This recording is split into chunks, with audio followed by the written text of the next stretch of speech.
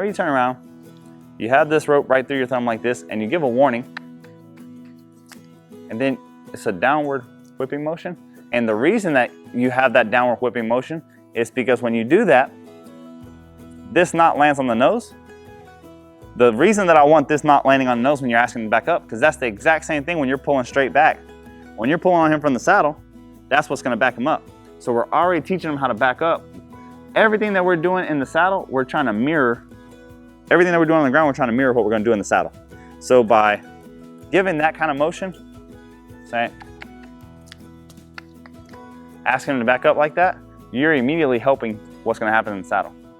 So when we're walking along, and there you go. turn around. Walk off. Nice. Asking him to back up, walk towards him. That's it. That's the lightness that you're looking for. Absolutely. So people get people get fussy or upset whenever you grab a hold of a horse, but they love the results. You just sit me out there, it would have been a joke, because I was sweating and I'm like, you know, Sherry helping me.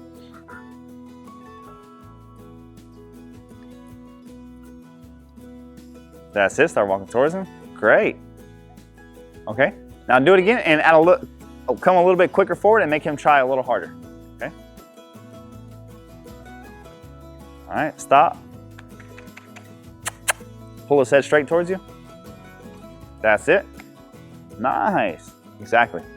That's all there is to it. And the thing about this is whenever they get that respect, whenever they see you coming forward towards them, there's so many scenarios in which this saves you. I mean, you're in a stall and the horse gets in a bind. He sees you and you put a hand up, they stop. You know, coming out of the doorway, coming out of a trailer, they get in a bind and try to hop out and you put your hand up. They see that hand and they steer away from it. You put feed in the food troughs and 3 or 4 horses get in an argument and they come your way. If your hands don't mean anything, well then when you need them to and you throw a hand up and you're like, oh, that's not gonna mean anything unless you practice it.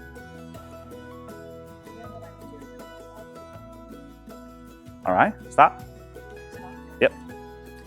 Let's back him away from this obstacle real quick. Now remember, I want you standing directly in front of him like this. You don't help him. He needs to move around you. And you're gonna stand just like this and you're gonna ask him, see how I move directly forward? Your turn. Directly in front of him, you're the alpha mare, so you don't move your feet unless you're coming forward. Point him off to the left, swing that at his shoulder. There we go. Now you can give him a warning swing first. That's it. Look at his face. Make sure he's looking at you. All right, I know all of you ladies have been at the mall, okay? And you got that creeper, the weirdo, and he's looking at you. Oh, see? You see? And what do? You tell your friends, hey, there's a weirdo looking at us. Don't look. What does she immediately do? She looks. Okay, so if you are intently staring at your horse's eyes, it really demands attention. What the hell is wrong with you? Yeah, I look right at their eyes. Well, what is the easiest? What do I call this? I don't even call this lunging. I call this undivided attention, right? Yes, we're getting the steering wheel loose. Yes, we're getting left and right, but that's not what I call it. I call it undivided attention. And I do that for a reason. I want that no matter what's going on, there's horses, there's people, there's sound, there's a storm, there's tractors. You're right here. I don't care about nothing else. We can go to any arena in the country. We can go to any trailhead. We can go, son, you better be right here. The awesome thing about having that consistency of every day you work with your horse, they're right here and locked in. The day that you're gonna have a bad day, it will not surprise you, right? Because you'll get them off of the trailer and now they're looking here. Hey, where's my good horse? Well, guess what? You know how to get that good horse back. Grab him and snatch him and back him up a couple times and then call his face towards you once or twice. He'll know exactly what he needs to be doing. And now you spent 2 extra minutes or 5 extra minutes and you saved yourself from having a horrible ride because you spend your hard-earned money to go to these fancy trails and to travel here and to travel there or to go to a clinic or go here. You don't want your horse to act up on that day. That's the day that you're trying to enjoy. Well, the way to keep that from happening is have his respect, which you got by backing him up, and then get his undivided attention, which means no matter what's going on over here, that he's right here looking at you, that he's quiet. If you just have those 2 things, it's amazing how many problems you'll avoid. All right, send him around. That's it. Look at his face. So if he's already going, don't pop him. That's it. Now that hand, you see how you're leading him? Bring that hand to you. Once you get him going forward, now bring that hand to you. There we go. Nice. Pivot on your right foot. Yep, he should be going a circle around you. That's it. Look at his face. There we go. All right, stop and make him look at you. Pull him your way. Pull him your way. There we go. All right, so the reason you don't want to lead is I see people lunge a horse and they lunge like this. Problem with this is as soon as they go, they're already doing what you're asking. Why are you still asking? This says where I want you to go, and then me bringing my hand back to me is telling where I want you to look. Go this way, look at me. Go this way, look at me. Anytime they stop, go this way. Now look at me. Because I want them to be able to come here, turn, come here. Doesn't matter where their shoulders go, where their feet are moving, I want their attention to be on me so they can be waiting for the next instruction. Well, you can't do that if you just chunk the rein at them.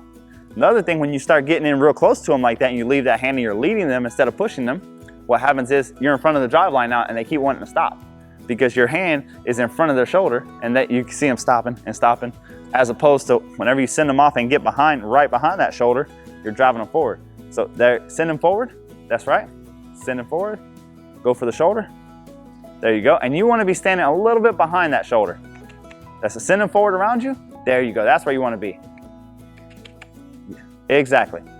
You can point it up as many times as you need to, especially early on. You might pick it up 10, 15 times, but you're going to keep putting it right beside you. And look at how the horse is bending around her. And look how now she's standing behind the horse's shoulder and driving him forward. That's it.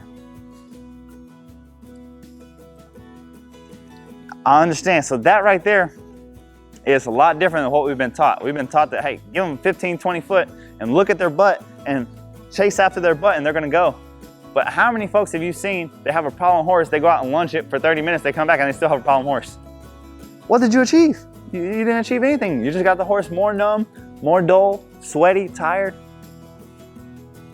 The awesome thing about the horse being cold like that is they're sensitive like that. Every time she just touches that horse with the tassels, oh. Anytime that she touches that horse on the face, you see it looking in. Well, that same horse, if you got it all full of adrenaline and sweaty and huffing and puffing, it would have a hard time giving. Very nice. All right, you ready for flag stick? First thing I want you to see is grab him by the face, by the nose band with one hand, and with the other hand, pet his forehead and drop his head. There you go. Nose band, one hand, drop his head with the other. That's it. Nice. Good job.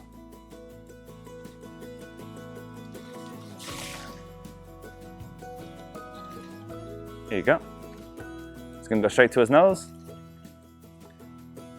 Okay. All right, stop. You're doing everything right and your horse is passing. I hate that I have to pick on you. It's fine. You never want this much line, because if you were showing something that he could get afraid of, that's enough line that he can turn and throw a kick back at you. You want to make sure, even if your horse doesn't give as much as you want, that you have a short enough line that if he was to booger off, he would run into your body weight before he could throw a kick at you. He would run into your body weight before he can get defensive. And that's how I keep myself safe. I mean, we're flagging horses that have never had any kind of desensitizing done, that are scared of everything, this, that, and other. And we're saying, oh, well, we're gonna flag you, we're gonna tarp you. It's not magic. I make sure I have control of their head a little bit, and then I never give them enough line where they can really turn around on me. Yep. And for me, pick on you again, I don't want coils in your hand. There you go. Because that coil can grab your hand so quick before you even think about it, and now that horse is dragging you and has your hand all balled up. That's it. What you do to one side, you have to do to the other.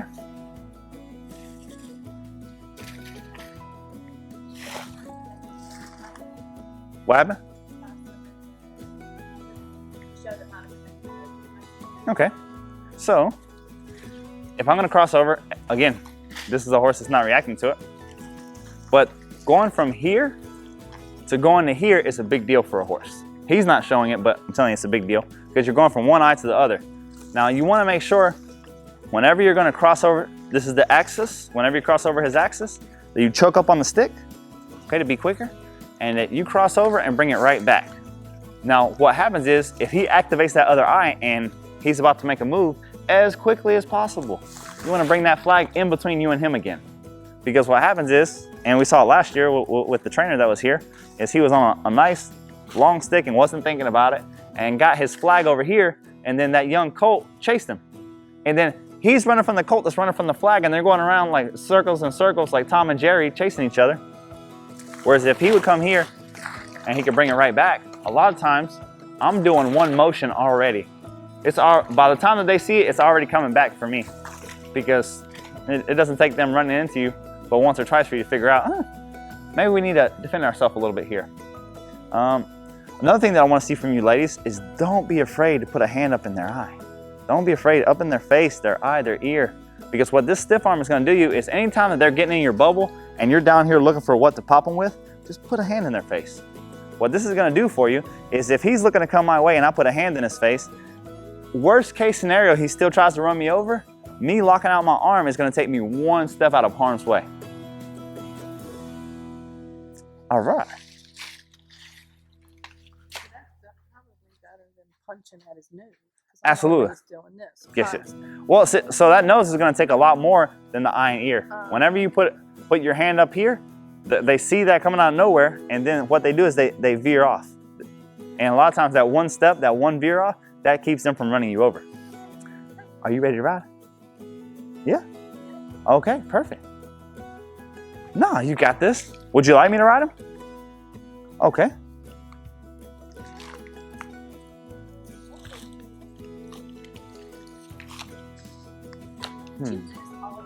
I didn't lose all of my clips. She has one.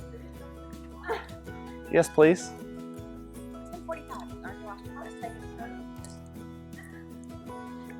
I'm fine with riding him. Just riding. I wanted to see the side pass. Okay, I'll be happy to do it. So you don't really necessarily have to do it like on the ground. Nope. Doing all this. Thank you, madam.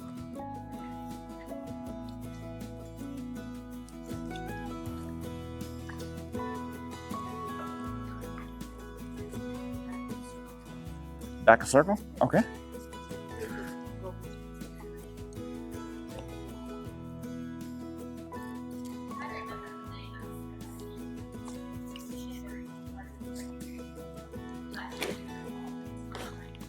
Okay.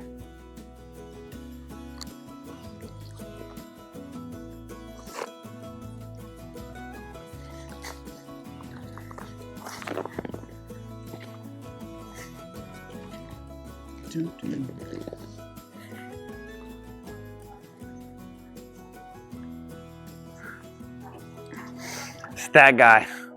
All right. First thing first, we're going to check our steering wheel. See how we're doing here.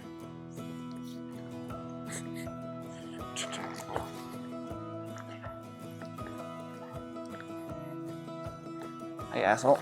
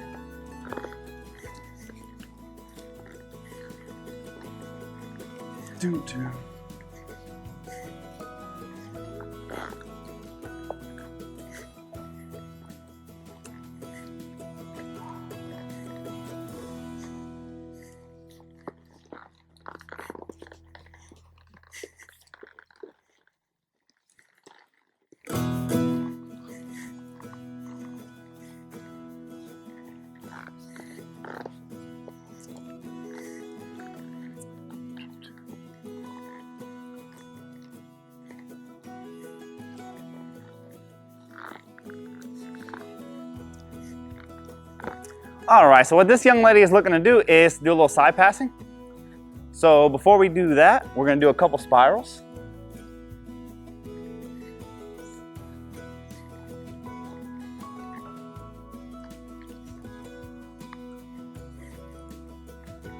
Have that hand low, asking to back up. Perfect.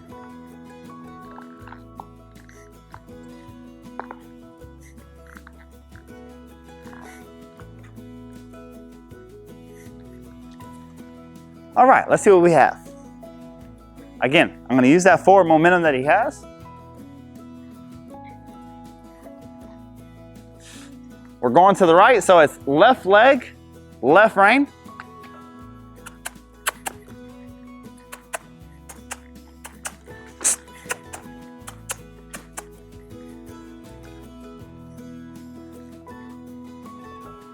Let him move forward again. Left rein, left leg.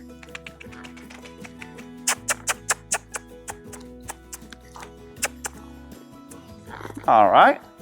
He wants to be a little bummy, so instead of arguing with him or trying to kick hard So to introduce him to the crop, we're going to go disengage in the hindquarters. Hello. Do you see how much we try to avoid fights? We ask to teach the horse, and people ask us to teach a horse in ridiculous time slots by most people's standards, but it's completely possible. But we try to put them in a position where they don't see the reason to argue.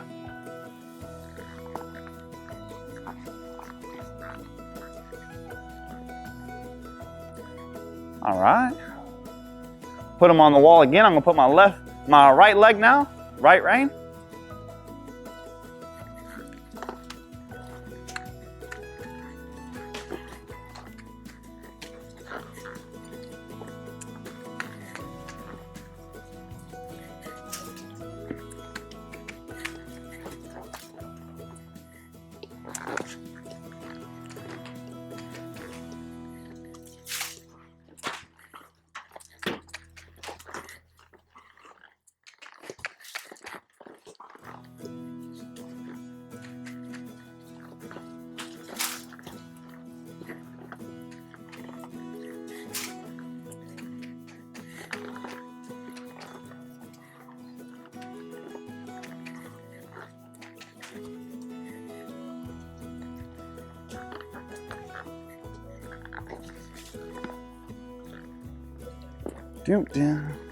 So a lot of what's getting in his way is he's fussy for the face. We saw that yesterday whenever we started flexing him. You know, that he'd be biting, showing his teeth, stuff like that. Well, we just treat him like he's a little kid, like his opinion really doesn't matter. And that's what you do with whenever they're spoiled. You say, get up. Oh, you're kicking and screaming. Oh, shh, be quiet. Come on, let's go. Time to go to work. Because if you feed into that and you say, oh, you must be mad, you're showing teeth, oh, you're shaking your head. He's trying to argue his way out of having to do it. So the calmer and quieter that we are about it, like it just really doesn't matter, the more likely he is to do what we're asking.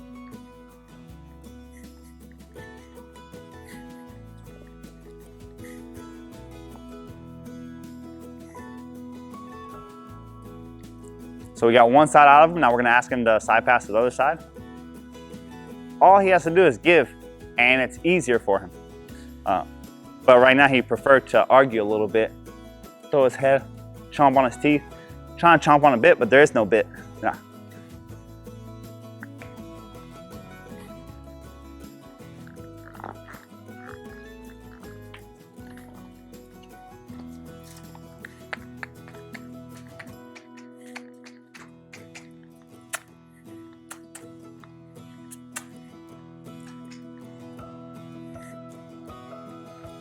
So you see a lot smoother this time. He's not trying to argue us in the face.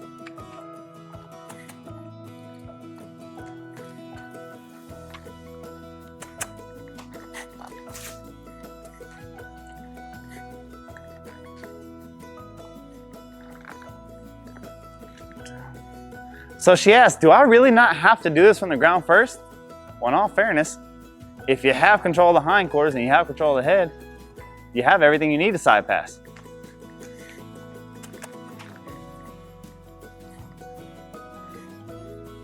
All right, let's get this off the wall.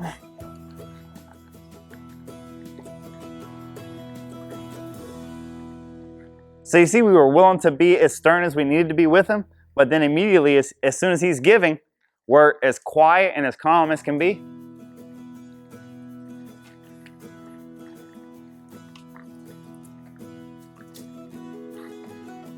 Notice I'm taking my right leg off of him, opening the door to that side. I'm looking through the wall and I'm trying to ride him through that wall.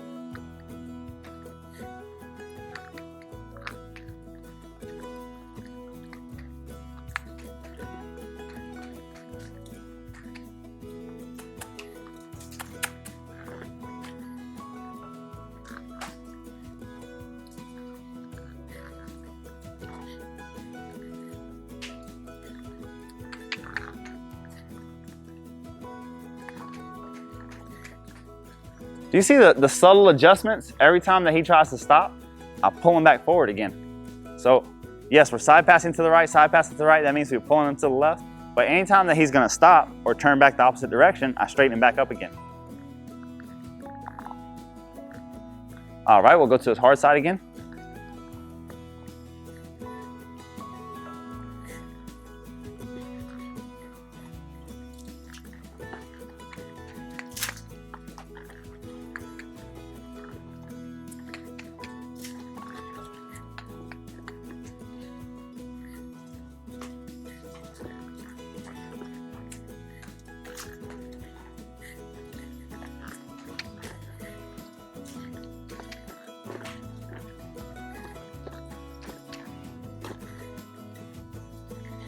Look at how he's just figuring out where to put his feet, how to position himself. So that time, I just put my leg on him before I could even touch with the crop. He started already shifting his hips where I wanted them.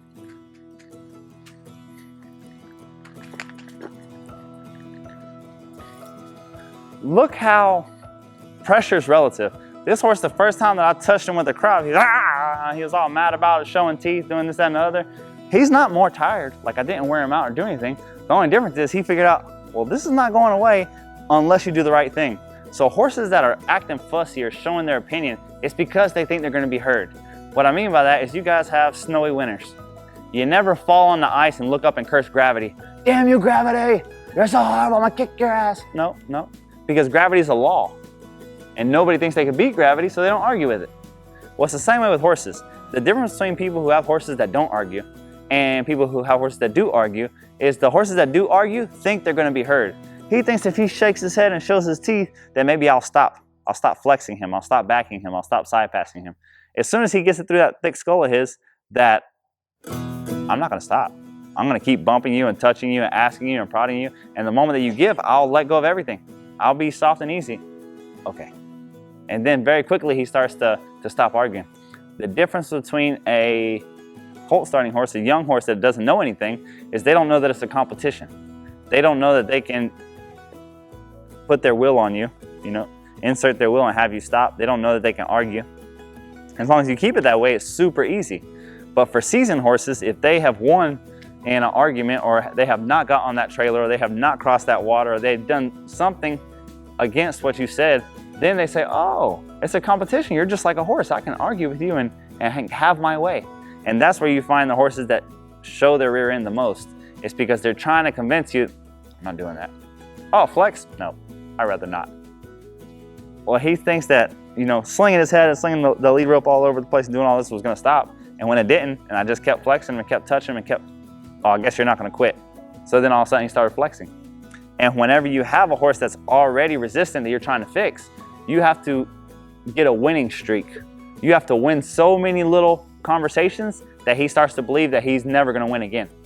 And when that happens, they start losing belief in their ability to argue back, and you start seeing them get quieter and quieter. And that's what we do with all the rehab horses that come in that we're restarting. Basically, we just restart them and put in their mind, you will never win a conversation again.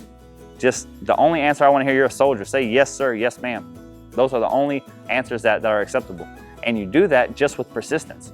It's not about brute force, it's not about a pressure that you have to be so strong or so athletic or this or that. No, it's just putting the horse in a position where you can be persistent and they can't pressure you to the point of you getting uncomfortable.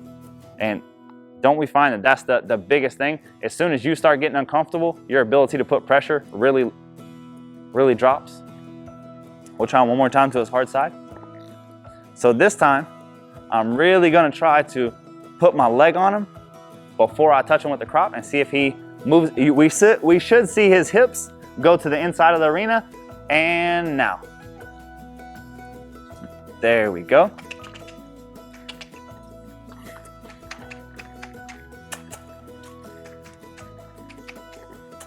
And let him go straight.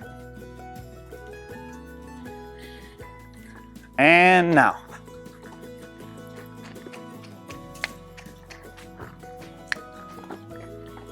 Release. And now.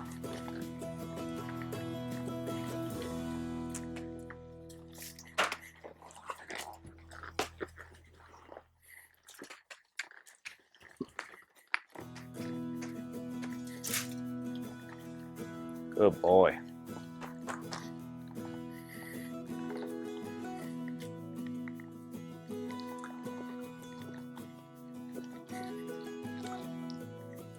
All right, the next thing is you want the side pass and back in a circle.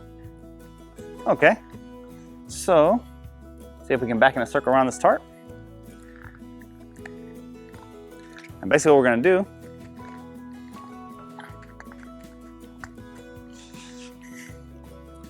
we gotta get that back good first, and then we put that leg back. And if he doesn't give to the leg, I touch him with a little crop. Right there.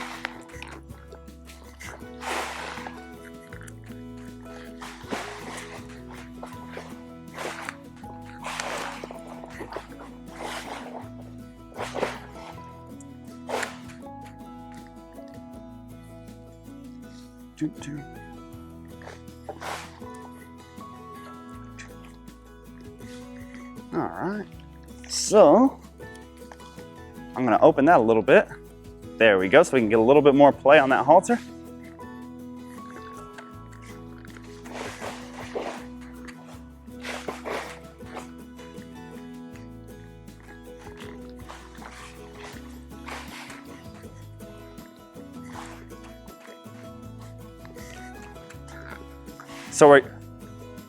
So we're using that outside leg, and the outside leg is warning him. Every time he takes a step back, I'm releasing, so it's getting lighter and lighter.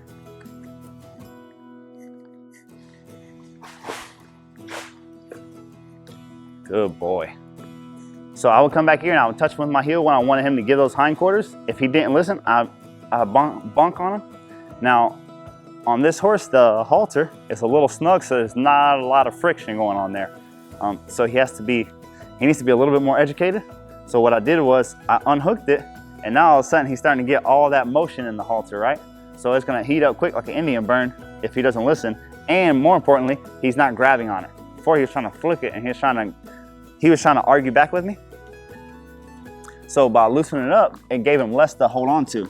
So actually in this case, less is more. No, the only thing I did was unhook the bottom clip, right? Just so it wasn't snug on him. So you want snug when the more educated the horse is, the less you move your fingers, the less you move your hands, and the more snug something is. The problem with snugness on a resistant horse is they'll try to grab it. Like they'll try to grab a bridle, they'll try to grab the Western Basel, they'll try to grab this whenever it's, so if he's gonna be very green acting or very resistant acting, it's not that he's green, he's resistant. I loosen it up and now it's a lot looser. There's a lot less for him to nose out against. He can move his head, he can do whatever, but it's still touching him, hey, hey, hey, hey. So that was the difference.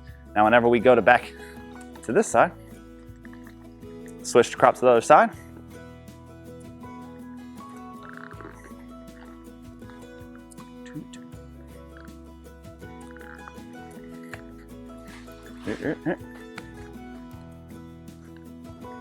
Put that right leg back.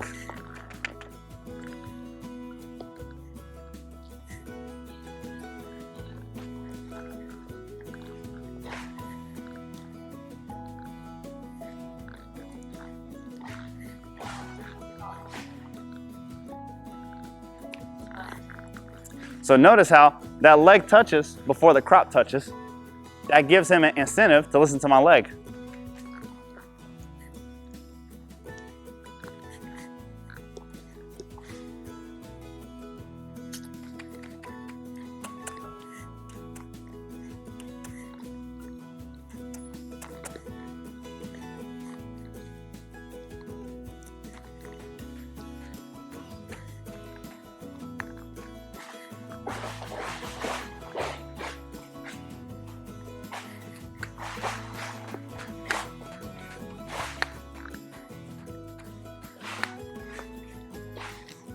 So the lighter that I can get with his face, the lighter he's gonna get with me. I don't wanna get in a tug of war, him locked up on me, pulling against me, me pulling against him.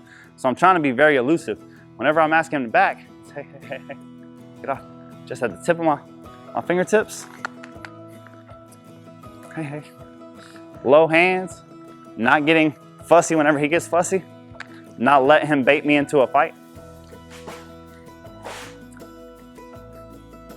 One of my mentors in Spain, he told me that horses look for disorder, especially your seasoned horses. They've been through the motions so many times that they look for anything to make their day exciting. So they look for something to booger at. They look for something to argue with you over. Even though they know their job, they know what to do.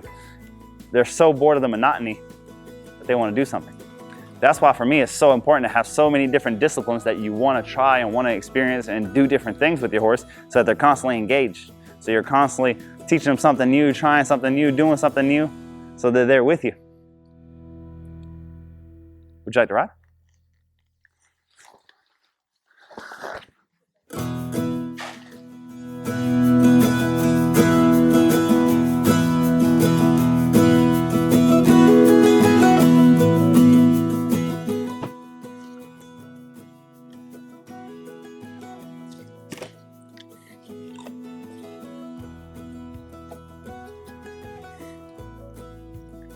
All right, so let's catch the rail going this way to the right.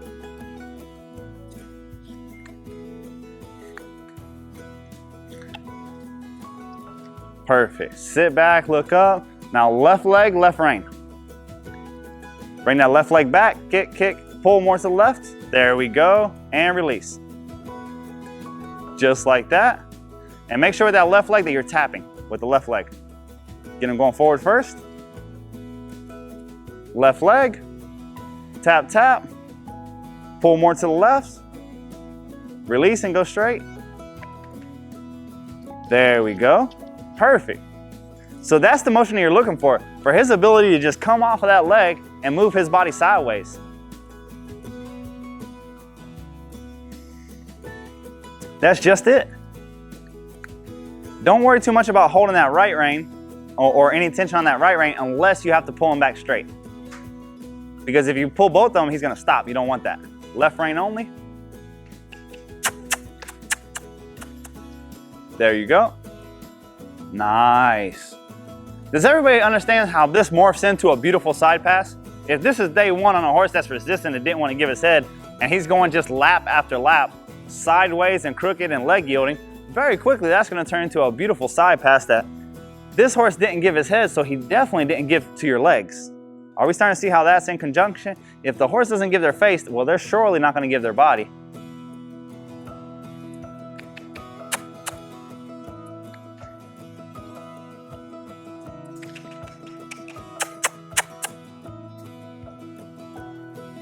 Very nice.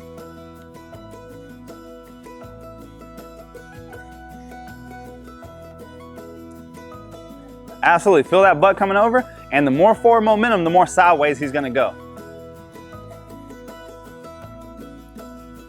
That's it. Release that right rein a little bit. There you go. Okay, so your left leg gets quiet. Keep it bumping. As long as as long as you're asking for forward momentum, don't let your left leg get still. Keep bumping with your left leg and have the horse going forward.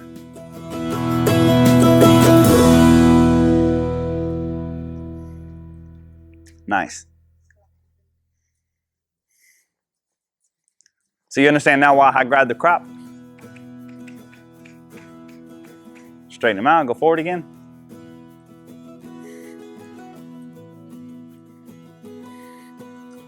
Okay, turn, very nice. Absolutely. I mean, he's swinging those hindquarters like a hinge. like a door opening. That's perfect. All right. You'll put this in your right hand and you're gonna go back the opposite direction now. Now, whenever, this is in the same hand as your reins, and whenever he doesn't listen to your leg first, you're gonna crop him right behind your leg. Pop. And that's gonna keep that forward momentum going. No, you just go right there. Well, the thing about the hip, when you touch on that butt, he's really gonna move his butt, right? Okay, so she's asking about where to put the, we'll show you guys. All right, if you'll bring it forward a little bit. Okay, she wants him to side pass. Stay. She wants him to side pass, and she wants him to keep going. So she's putting her legs right here on his ribs to keep him going, disengage his hindquarters just a little bit.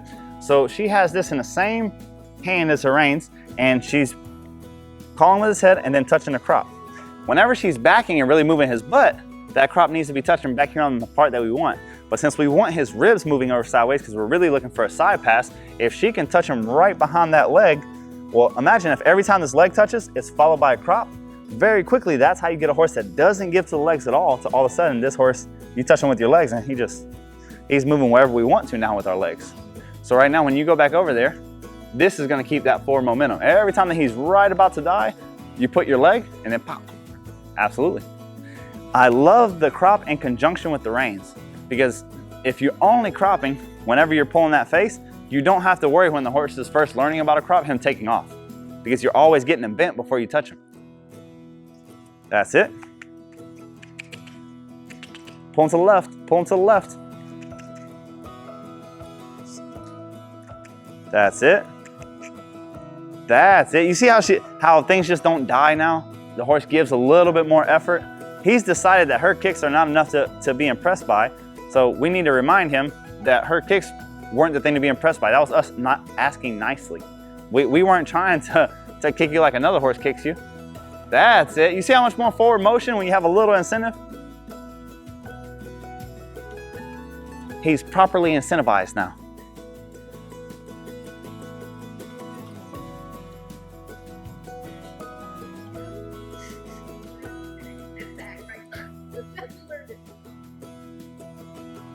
That's it. Perfect. All right, stop there. Now I want you to come over here to the tarp.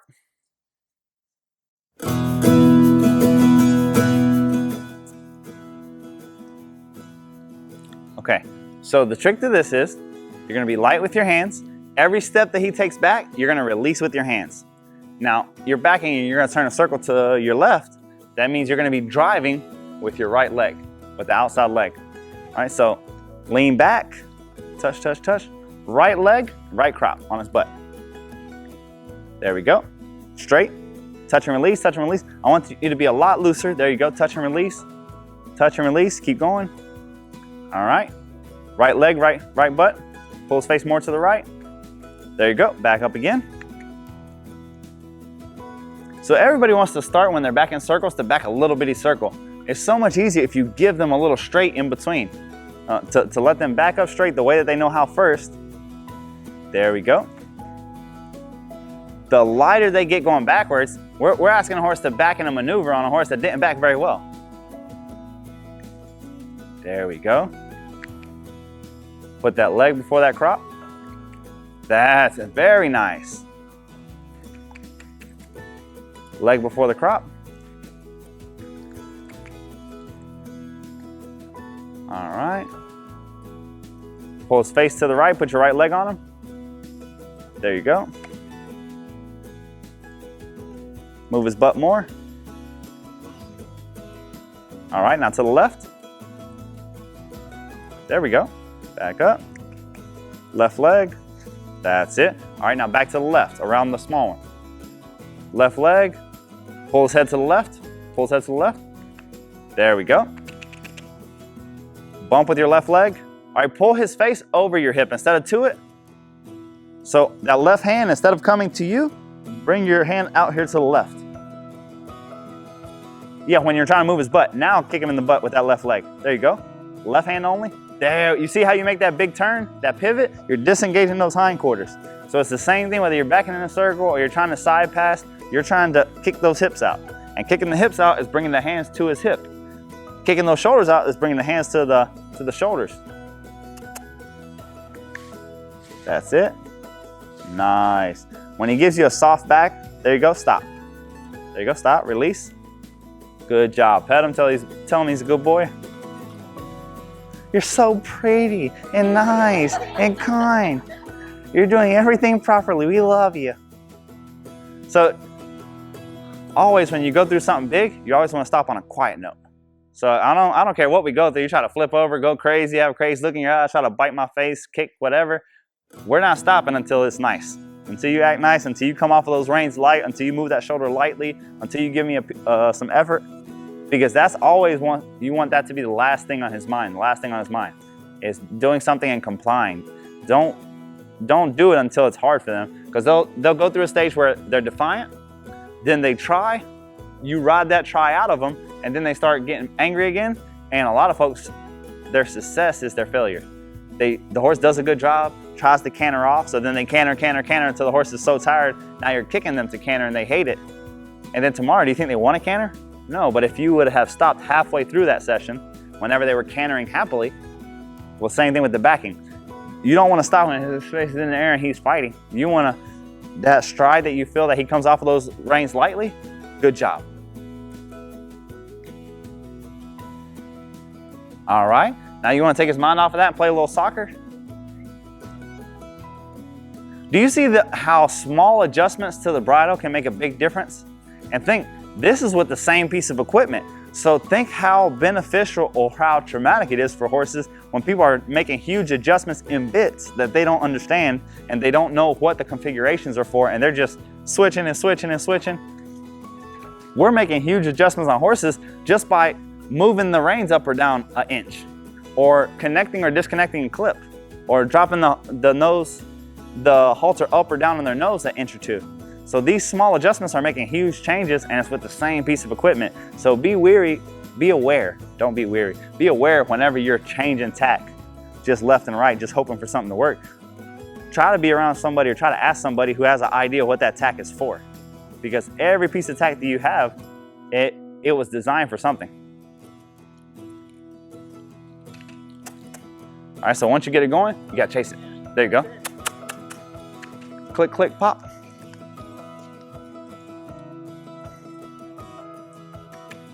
Pop his butt. That's it, that's it.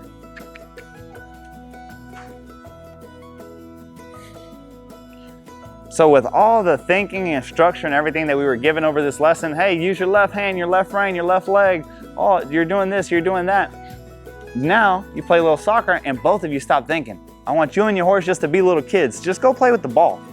And in that, just playing with the ball, you're gonna do professional moves. You're gonna disengage the hindquarters. You're gonna bend those shoulders. You're gonna flex them to the left, flex them to the right, get flexion. All those things, but without thinking about it. That's why I always suggest soccer for everybody. It's a great way for you and your horse to play without thinking so hard. Any questions? Thank you very much. We sure appreciate it. Can we give a round of applause, ladies and gents? Hey guys, thank you so much for watching our video. Make sure to get in the comments below and give us your feedback. Let us know what all problems you're having, if you're having any problems with the steps, if there's more videos or problems that you would like to see. We just want to better help you bond with your horse and help fix some of your equine problems and reach your equine goals.